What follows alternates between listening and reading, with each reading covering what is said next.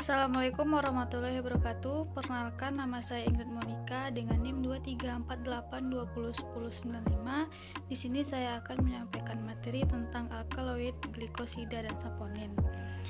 Materi pertama yaitu tentang alkaloid, di mana alkaloid ini adalah senyawa kimia organik yang dihasilkan oleh tumbuhan atau beberapa mikroorganisme dan hewan yang mengandung nitrogen dalam strukturnya dan biasanya bersifat basa.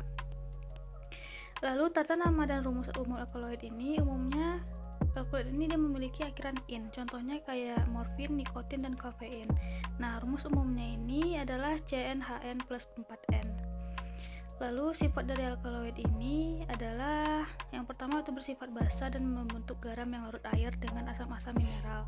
Yang kedua, satu atau lebih atom nitrogen pada alkaloid dapat membentuk amina primer, sekunder, atau tersier dan berkontribusi pada kebiasaan alkaloid.